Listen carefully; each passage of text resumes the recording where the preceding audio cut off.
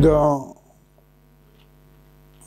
la deuxième partie de Shemot que nous avons lu la semaine dernière, Moshe et Aaron sont venus et ont posé leur demande assortie de conditions si Pharaon ne libère pas le peuple hébreu.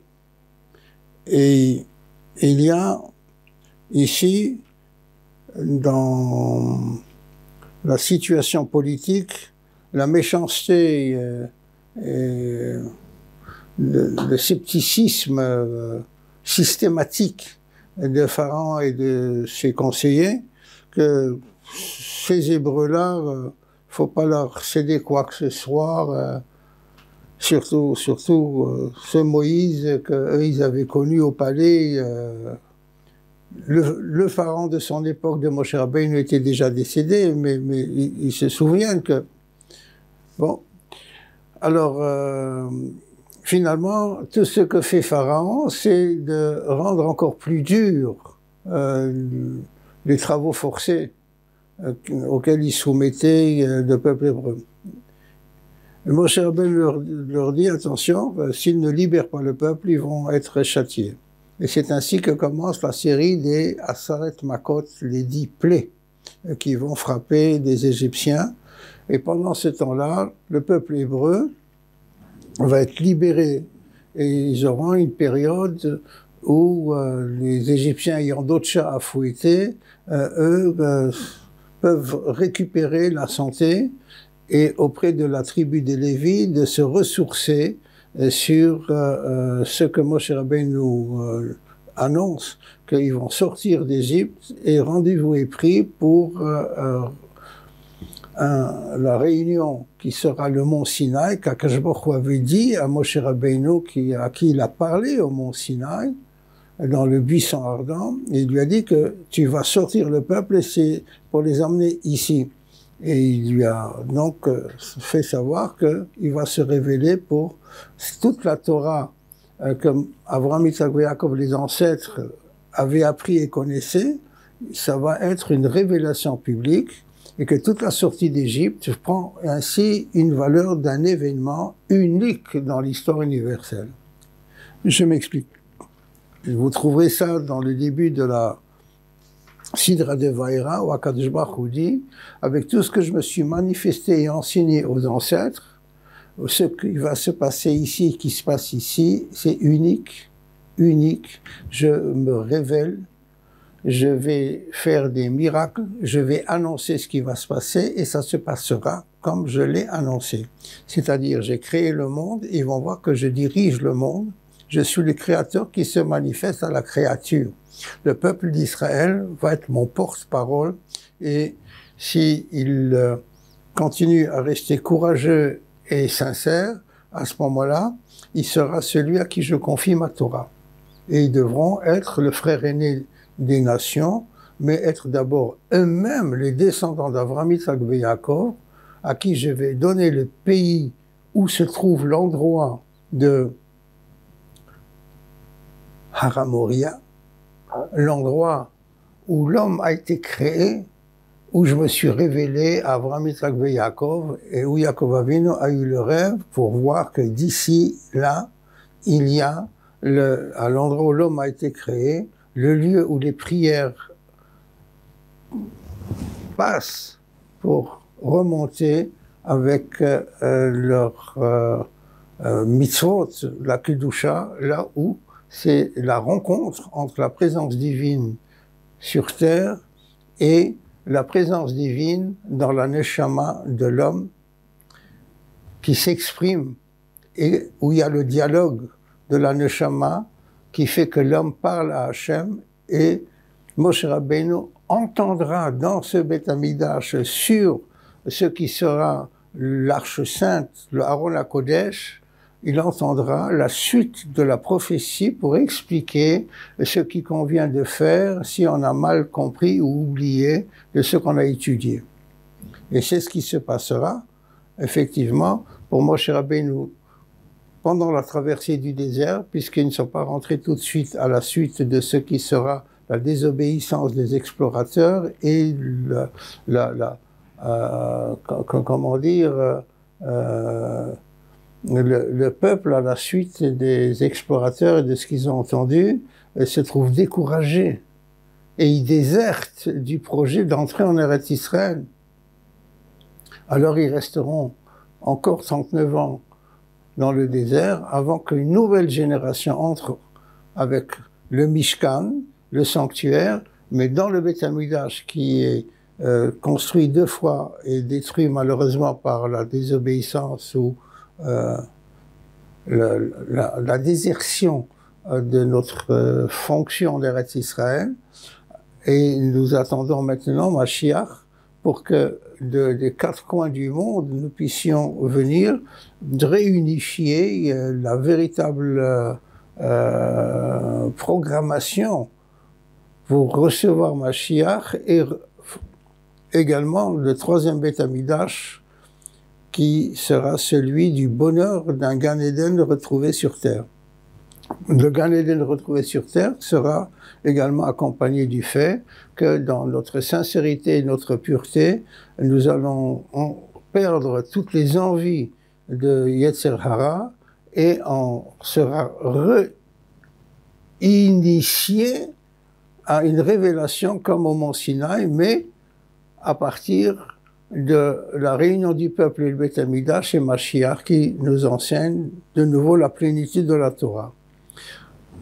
Cette rencontre au mont Sinaï, une fois sorti d'Égypte, est précédée par ce que Hachem dit à Moshe Rabbeinu, Va'era, j'ai fait des apparitions aux patriarches, mais je ne leur ai pas dit tous les secrets de mon nom, c'est-à-dire du pouvoir que je peux vous déléguer aux hommes qui peuvent prononcer mon nom. Mais à toi, Moshe, dorénavant maintenant en Égypte, je vais commencer à faire ces révélations pour la première fois pour l'univers parce que c'est un événement. Quel est l'événement? Tu verras. C'est-à-dire, Hachem dit, je vais produire ce que nous appelons Yetziat Mitzrayim. La Yetziat Mitzrayim, qui se termine avec Kriyat Yam Souf. La sortie d'Égypte, elle nous débarrasse de Pharaon et de l'Égyptien en sortant de Yam Souf. Et là, depuis la création, c'est la première fois que des êtres humains, qu'un groupe, plus encore qu'un peuple tout entier, chantent une louange à Kadosh Baruch Hu, c'est la Shir Az Yashir. Alors, on a parlé, mais chanter, c'est le dialogue de l'âme, de la neshama avec Akadosh Baruch Hu. Depuis la création, Akadosh Baruch Hu dit, je rends public ma carte d'identité, qui je suis, ce que j'ai fait. Ils vont être témoins. Je m'arrête. Hachem nous dira à Tameidaï, à propos de la Torah. Mais nous commençons ici en Égypte, non pas à apprendre, à savoir, mais nous vivons un vécu où le Créateur fait ce qu'il veut avec ce qu'il a créé. Il annonce, il dit, il offre et il accomplit. C'est une émouna shelema et il montre en od milvado. C'est pas il est un Dieu, il est le Dieu, il n'y en a qu'un seul. Et que tout le reste, c'est invention, pacotille, n'importe quoi, la sorcellerie, de la magie, c'est des combines, c'est une clownerie de cirque organisée pour dominer le monde. C'est fausse religion, c'est faux Dieu, c'est de l'impureté. Cela a une réalité, mais c'est une réalité de faussaire. La vérité, elle va venir avec la Torah. Et comme nous l'avons évoqué, Moshe Emet, Torato Emet, c'est Akadosh Baruch Hu. Moshe Kibel Torah Misinaï, ou Mesara le Yeshua, rappelons-nous dans la Mishnah de Pirkei Avot. Il est celui parmi les hommes qui est notre guide, le maître de tous les maîtres, de tout jamais, parce qu'il n'y a pas une autre Torah. Et c'est ce qu'Akadosh Baruch Hu dit maintenant dans Va'era. Il va commencer à apparaître publiquement. Et il va laisser les autres libres. Ils vont s'entêter pour que je puisse vous montrer, voilà ce qui arrive à ceux qui s'enfoncent dans le mensonge et qui ont un entêtement à vouloir faire ce que bon leur semble. Il y a eu des sanctions, mais je leur donne à chaque fois une occasion de se rattraper. Nous avons vécu les cas où les pires, Hachem leur offre de faire teshuva et ils ne saisissent pas l'occasion pour se repentir. Ils s'enfoncent, ils veulent, eux, avoir le pouvoir d'être libérés de l'autorité qui pourtant en eux est prononcée par leur esprit. Ils ont falsifié leur esprit, ils sont parasités par tous les désirs impurs et sensuels. Voici, il y a 49 niveaux dans l'impureté et ils ont entraîné le clan d'Israël au 49e niveau. Ils sont restés survivants et capables d'accepter maintenant la Torah et de faire un repentissement dans une formation aidée par ceux qui sont, comme nous l'avons déjà vu, la tribu de Lévi, qui est restée attachée à la tradition de ce qui s'est transmis depuis Avraham Avinu, et Avraham Avinu l'a reçu de Shem Ve'ever, qui ont vécu le Maboul, et donc de Noach, avec tout ce qui était à partir de ce qu'ils ont appris avec Akadosh Baruch en étant tzaddik, venant également de ce qu'ils ont retenu, de ce que Adam Arishon a transmis aux tzaddikim, qui ont survécu des siècles jusqu'à Noach. Alors ici, il y a témoignage de la loi orale, la loi écrite, plus l'expérience vécue qu'Hachem, il annonce par Moshe Rabbeinu, il donne des chances et il y a des sanctions. Et finalement, nous témoignerons Yetziat Mitzrayim, En Od Milvado, si nous avons vécu que Dieu dirige le monde. Sa carte visite, elle est offerte. C'est pas une religion que un philosophe ou un autre dans une arrière-salle de bistrot a eu une idée, il écrit pour faire une nouvelle religion, un nouvel idéal, ou bien on va se retrouver ensemble avec des nouvelles expressions à la Saint-Germain et on fait la philosophie de l'absurde. Elle l'est vraiment et ce n'est pas une philosophie.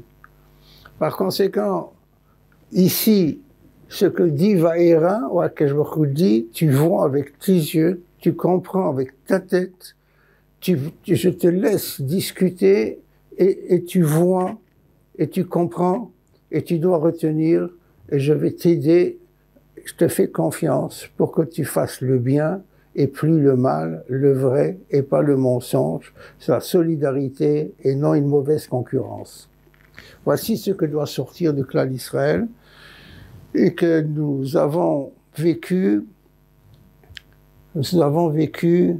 la réparation dans laquelle nous nous sommes mis quand la génération de Yosef et de ses frères ont disparu. On a commencé à vouloir conquérir et jouir de ce monde. Et alors à ce moment-là, c'est le verbe avoir qui a été inventé comme étant un but de la vie, et le verbe être vraiment hébreu, être avec Akadosh Baruch Hu a été un peu délaissé, et ensuite ça a complètement déraillé. Voici que maintenant avec Moshe Rabbeinu, nous avons le temps de ce que les Égyptiens, par la mauvaise vie qu'ils nous faisaient faire, ils ont joué de l'extérieur le fait de nous réunir les uns aux autres, de nous coller, de nous souder pour être comme dans un creuset où les choses étrangères et les scories sont enlevées. Nous sommes fondus en une nouvelle masse, mais c'est un minerai pur. ils nous ont purifiés par la difficulté, avec la pression et l'oppression de l'extérieur, alors qu'on aurait dû se purifier au fur et à mesure par notre étude, par notre action, par notre bonté et vérité. Voici ce que ici Hachem annonce, Vaïra. La sanction va être prise sur les méchants égyptiens qui n'ont pas voulu nous laisser tranquilles. C'est gratuitement, parce qu'ils ont eu peur que nous nous conduisions comme eux. Alors ils nous ont fait les mensonges et la méchanceté, qui nous ont fait l'injustice de nous soumettre à des travaux forcés, alors qu'ils auraient pu simplement nous dire, eh bien, vous avez Eretz Goshen, vous restez dans Goshen. Si vous ne voulez pas rester dans Goshen, eh bien, repartez. Repartez en Eretz Canaan. Ils n'ont pas voulu. Parce qu'ils voulaient aussi inclure Eretz Canaan dans l'empire égyptien. Alors, tout l'empire égyptien, après la Kriyat Yam-Souf, n'existe plus. Plus d'armée, plus de cour impériale, plus de dynastie de pharaons.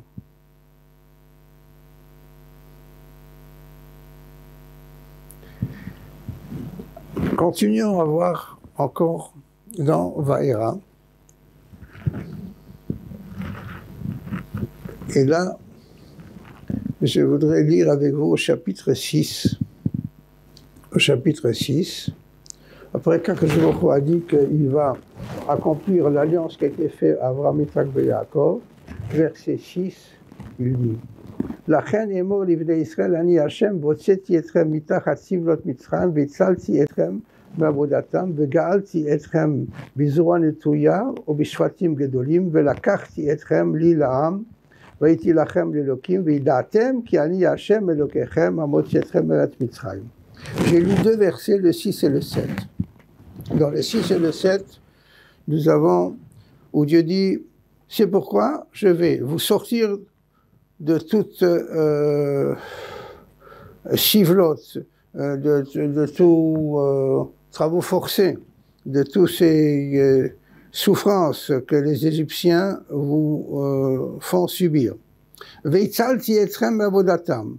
Et je vous délivre de leur programme de travaux.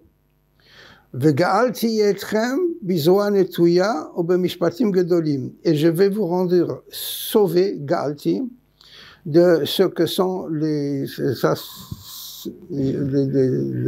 soumissions au bras, mais ça va être mon bras étendu qui va vous sauver avec des jugements de grandeur. Quatrièmement, je vais vous prendre comme mon peuple,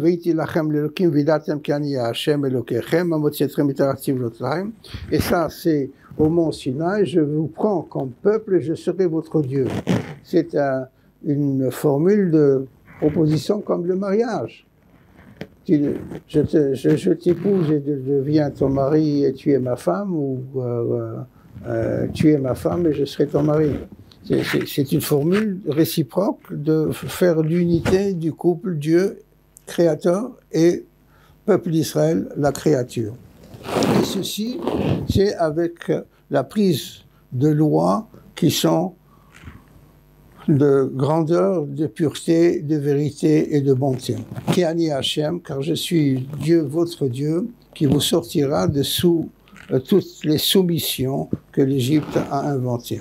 Et alors, troisième verset, Veheveti etrem el haaretz asher nasati et yadi latet ota l'Abraham l'Yitzhak ou Yaakov, et je vous introduirai, je vous installerai dans le pays que j'ai promis à Abraham, Yitzhak et Yaakov, natati ota lachem morasha ani Hashem, et je vous la donnerai comme étant le patrimoine, moi, Dieu, c'est-à-dire unique et possesseur et créateur de tout ce qui existe. Vaidaber Moshe el Bene Israël, et Moshe Rabbeinu a parlé aux enfants d'Israël. Alors, on saura que la suite d'Israël était préoccupée par tous les ennuis et les souffrances qu'ils avaient là, Et Moshe Rabbeinu a dû faire sa mission et châtier Pharaon qui lui continue à vouloir rester l'oppresseur, possesseur des Hébreux. Ce que je viens de lire dans les 3 versets, c'est ce que nos Chachamim dans la Gemara nous dit. La sortie d'Égypte, le salut a été fait en 4 étapes. Je répète les mots qui se trouvent là. C'est Vohotseti, je vous sors de la servitude. Veitzalti, je vous délivre de travaux forcés. Gaalti, je vous sauve de ce pays. Veheveti, Velakarti, je vous prends pour peuple. Et ensuite, une 5e étape, c'est une fois que vous êtes mon peuple, Veheveti, je vous installe en Eretz Israël. Il y a 4 pour la délivrance et une 5e pour l'installation. Ces 4 étapes sont célébrées et également pour rester dans la mémoire du peuple hébreu à chaque fête de Pessah où Hachem nous demande de célébrer le Seder pour manger ce qui sera à la fin du mouvement de sortie d'Égypte en mangeant un korban Pessah, la nuit où Hachem nous délivre miraculeusement alors que les Égyptiens sont frappés de la 10e plaie, la mort des premiers-nés égyptiens. Alors ce Seder-là, il comporte 4 kossotes de vin à toast, à rendre en honneur à Kadosh Baruch Hu en reconnaissance. 4 termes pour les 4 étapes. C'est donc la sortie d'Égypte. Je regarde Vaït-Hanan.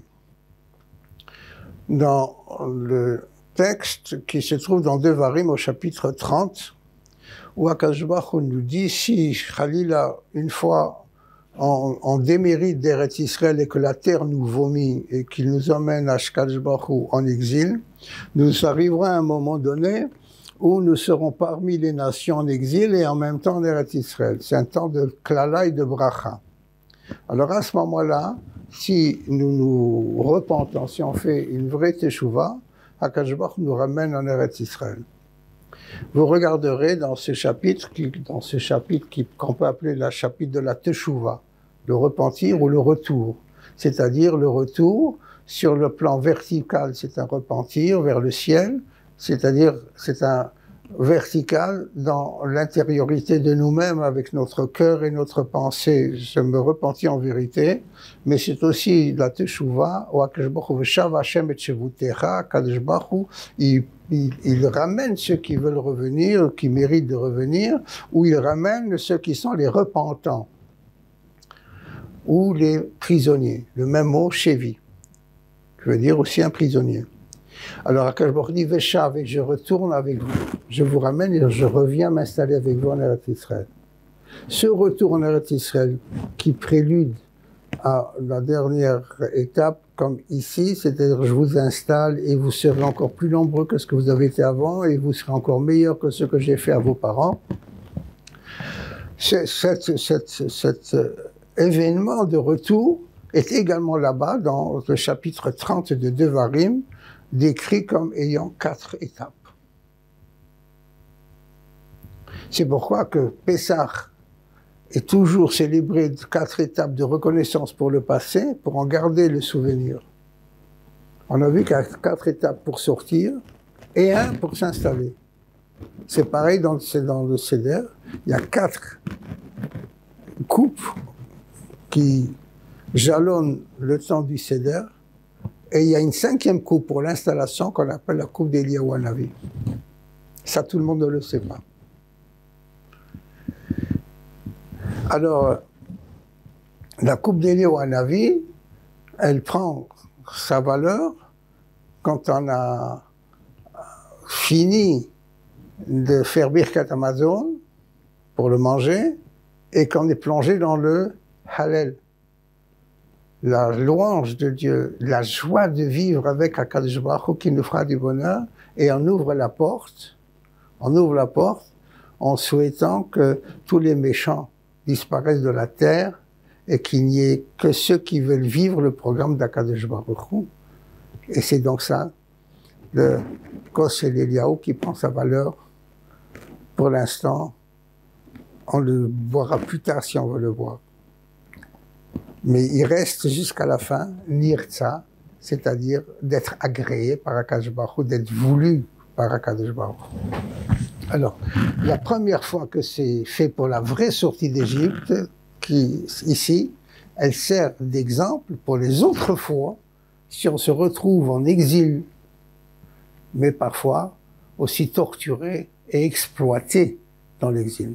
Parce que, rappelons-nous, au début dans Shemot, nous avons dit que ce qui devait être, c'était d'être étranger, pour que nous restions de nous-mêmes étrangers aux autres, pour garder notre personnalité, pour que nous formions notre programme de vérité et de sainteté. Mais malheureusement, on est allé profiter de tous les plaisirs de la vie, de tout ce que l'on pouvait se faire, et on a ainsi provoqué ce qui a été une représaille des autres, mais qui en fait était en même temps une opération de guérison.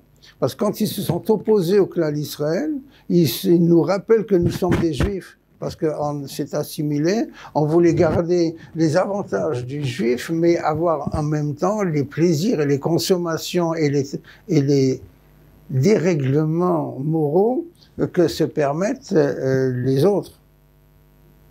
Non. S'il y a un autre exil, sachez qu'on risque de la même manière de souffrir de ce que les autres vont nous rappeler que nous sommes juifs. Si nous ne nous mentionnons pas nous-mêmes comme étant un frère aîné qui apporte la vérité, la morale, le bonheur à l'intérieur de ce que est le monde dans lequel nous nous retrouvons. Voici pourquoi j'insiste que ce chapitre-là, mettez-le en parallèle avec le chapitre 30 dans Devarim et beaucoup d'autres textes dans les Nevi'im, vous verrez qu'il y a 4 étapes. Vous voulez que je vous explique ou illustre voyons l'illustration. L'illustration, notre grand exil, avec un début de retour en Eretz Israël, allez, on va dire qu'il a eu lieu au début du XXe siècle et que ça a commencé à se faire dans les années 30, 40, jusqu'à 50, c'est un premier kibbutz galuyot. Oui, mais hélas, le texte il dit, Akadosh Baruch Hu dit, si vous voulez reprendre conscience, je vous ramène, je commence à vous ramener, Veshav, je vous ramène. Le même verbe qu'ici, je vous ramène, je reviens avec vous, se trouve dans le chapitre 30 de Devarim. Et il ajoute que donc je vous laisse revenir dans le pays qui est celui du pays d'Israël. Et Vekibetz. Et je fais en sorte que vous puissiez vivre dans ce pays en groupe. Vekibetz. Puis ensuite, c'est marqué, et j'aurai pitié sur vous, et je continuerai à vous rassembler des 4 coins de la terre. Ensuite, il y a que je vous prends pour peuple. Et alors, Véti, je vous installe et vous serez encore plus heureux qu'avant. Je retrouve dans ce texte qui parle d'un retour pour ce que nous appelons la venue messianique, qu'il y a un retour qui dure longtemps, où c'est écrit, vous commencez à revenir. Puis c'est marqué kibbutz, puis ensuite il y a des groupes. Seriez-vous éparpillés au bout du globe, de là-bas, je vous ferai revenir. Nous remarquons que il y a 4 termes là-bas, Shav, et Kibatzti, ensuite la Karti, qui est le même pour dire il y a une prise de conscience qui est, nous prenons la Torah. Le mariage de Matan Torah, c'est un mariage qui Kar Ishisha, Velakachti dilam vaiti lachem l'Elokim. Et après qu'il y a eu cette jonction de la révélation Torah Mitzvot, il y a à ce moment-là l'installation vraie et que je vous fais prospérer. Et donc, on a 4 termes pour ce qui était attendu à la fin, on va dire, du 19e, 20e siècle. Le 20e siècle a vécu quoi? Un début de retour, un rassemblement d'organisations sur place, et s'écrit une deuxième fois le kibbutz. C'est-à-dire, il dure, et il reprend, puisqu'au milieu, il y a une situation où Dieu a pitié de nous. Parce que le début de l'installation, qui n'a pas été véritablement pris en main pour vivre en tant que peuple d'Israël. Il y en a même qui ont annoncé qu'ils sont anti-religieux. Donc, il veut se vivre sur Eretz Israël aussi mal que lorsque ils ont déclenché l'exil. Alors la situation est devenue mauvaise pour les Juifs dans le monde entier, et c'est pourquoi Hachem dit « Verichamti » j'aurai pitié de vous. Et je vous permettrai qu'il en reste pour pouvoir continuer à se rassembler. Et puis ensuite, il y a une période où Akash Baruch Hu fait refleurir l'étude, les mitzvot, Velakachti. Je vous aide à reprendre la Torah. Devenez-le. Et quand vous le deviendrez, alors à ce moment-là, Velakachti, je vous prends comme peuple, et Yoav et Eveti. Nous sommes ici au milieu d'une 3e étape. Réussir le vrai kibbutz avec le Kachti. Vous voyez comment les termes que nous avons ici dans Vaïra sont repris pour qui, lorsque vous serez, quand vous serez, où? Dans un monde de bracha ou klala, oui, et ben hagoyim, et dispersé encore parmi les nations. C'est quoi bracha et klala? Vous avez la bracha, c'est d'être en Eretz Israël avec des possibilités de vie. La klala, c'est d'être en exil. Cette situation décrite colle tout à fait dans leur nomenclature à la réalité que nous avons vécue déjà au siècle dernier. Ça a commencé au siècle dernier, mais nous en sommes encore au milieu de la 3e étape. Il faut réussir le Velakachti. Je me permettrai de terminer sur une remarque extraordinaire. Si on observe le développement des yeshivot, des Bate Midrash, des écoles juives, pour le monde qui observe la Torah et ceux qui le découvrent et qui s'y intéressent et qui le sentent sincèrement, c'est un développement merveilleux. En quantité, ça dépasse presque toutes les époques. Le nombre de gens, le nombre de façons d'étudier, le nombre de communications de Torah qu'il y a. C'est vrai que les trahisons, les désertions sont nombreuses. Les opposants sont malheureux et puérils.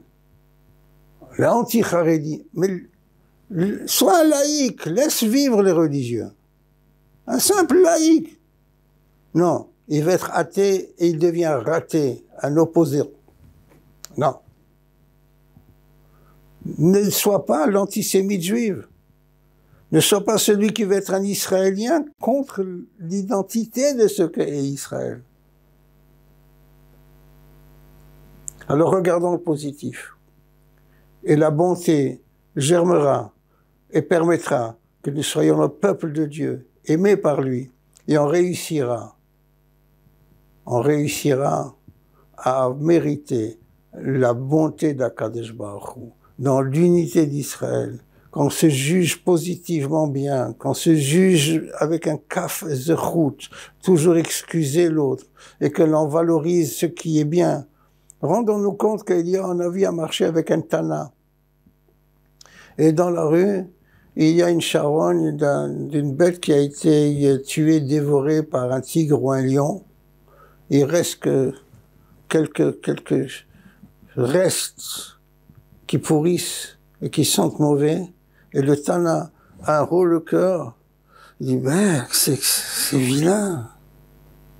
Et Eliyahu Hanavi réagit, il dit, qu'est-ce qu'elle brille bien, cette dent. Elle brille et renvoie les rayons du soleil. Pour nous enseigner, quelle que soit la situation, il faut trouver ce qui est positif d'abord, avant de se permettre non pas de critiquer, mais de vouloir améliorer ce qui n'est pas bien. Voici, c'est la leçon. Nous n'avons pas un juif qui n'a pas une étincelle de sa neshama qui continue à être vivace, vivante. Il a encore une chance de se retrouver, d'être honnête avec lui-même, et Akadosh Baruch Hu nous aidera. Ein od milvado, il n'y a personne qui règne et qui dirige le monde, c'est lui. Ayant la émouna et le bitachon, ayant la foi qui convient, ayant la confiance intègre qui convient, et à ce moment-là, on se rendra compte qu'Akadosh Baruch Hu trouve que nous convenons à être un membre du clan d'Israël, à qui il donnera pas seulement les ressources pour que lui puisse vivre, mais il lui donnera les capacités pour qu'il puisse s'améliorer, lui, sa famille, son entourage, ses amis, et remplir le rôle pour lequel il est venu dans ce siècle, à cet endroit, pour que tous ensemble, nous remontions avec Mashiach Tzidkenu bimehera b'yameinu, avec un retour qui ne sera plus fait avec des larmes et des souffrances. Hazorim bedima berina yiktsoru. On récoltera, on reviendra. Nosé alomatav. En amenant les gerbes de bienfaits que l'on récolte, nous reviendrons ensemble avec simcha shel mitzvah, la joie des mitzvot, Touv levav, avec un bon cœur, ou merov kol, et comblé par la bonté d'Akadosh Baruch Hu, tous ensemble, al biad goel tzedek bimehera b'yameinu, à partir d'aujourd'hui même.